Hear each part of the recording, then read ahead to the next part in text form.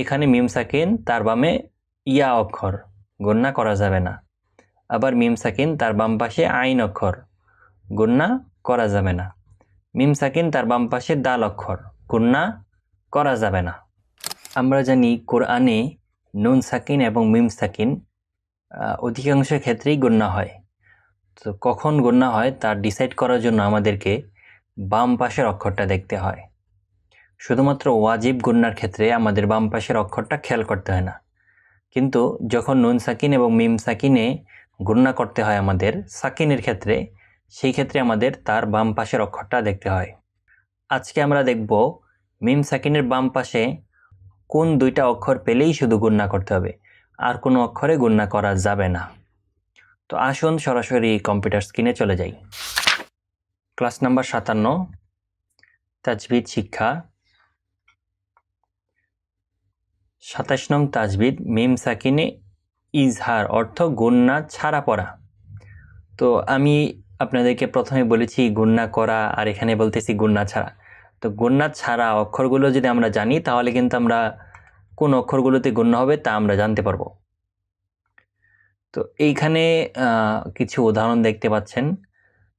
তো আসুন আজকের সংজ্ঞাটা দেখি। পড়া মুখস্থ। মিম সাকিনের বাম পাশে বা মিম ছাড়া অন্য অক্ষর পাইলে গুণনা ছাড়া পড়িবে। অর্থাৎ মিম সাকিনের বাম পাশে এই যে মিম সাকিন, মিমের উপর সাকিন রয়, মিম সাকিন তাকে কয়। মিম সাকিনের বাম পাশে বা মিম ছাড়া অন্য অক্ষর পাইলে গুণনা ছাড়া পড়িবে। তার মানে বোঝা যাচ্ছে যে আমরা যদি বা মিম বাদ দেই তাহলে আরবিতে 29টা অক্ষরের ভিতরে আর থাকে হচ্ছে 27টা অক্ষর। তো 27টা অক্ষর আপনি গুণনা করতে পারবেন না। যেমন এখানে মিম সাকিন তার বামে ইয়া অক্ষর, গুণনা করা যাবে না। আবার মিম সাকিন তার বাম পাশে আইন অক্ষর, গুণনা করা যাবে না। মিম সাকিন তার বাম পাশে দাল অক্ষর, গুণনা করা যাবে না। তো আসেন আমরা সব এই উদাহরণগুলো একটু পরে দেখি। আ লা মিলবে মিমের সাথে লাম, আলাম তা, আলাম তা, র আলাম তা র। অনেকেই দেখবেন যে আপনারা কোরআনটাকে একটু সুর দিয়ে পড়ার জন্য বলে থাকে আলাম তা র। এটা কিন্তু ভুল।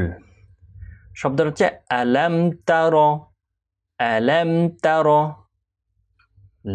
লা মিলবে মিমের সাথে লাম, ইয়া লাম ইয়া, লি মিলবে দালের সাথে লিদ, লাম ইয়ালিদ, লাম ইয়ালিদ। অনেকে দেখবেন এখানেও গুণনা করতেছে যে লাম ইয়ালিদ ওয়া লাম ইউলাদ। এখানে কিন্তু ভুল করতেছে তারা, কারণ এখানে লাম গুণনা নেই। কেন নাই সেটা আমরা একটু আগেই পরে দেখেছি। তো লাম ইয়ালিদ, লাম ইয়ালিদ। মিলবে নুনের সাথে আং, নুন সাকিনের বাম পাশে তা অক্ষর পাইলে ইকফা করে পড়তে হয় আং।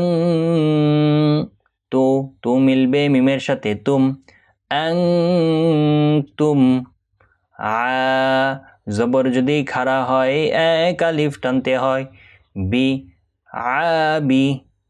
দু মিলবে ওয়াওয়ের সাথে দু মিলবে নুনের সাথে দুন, আবিদুন।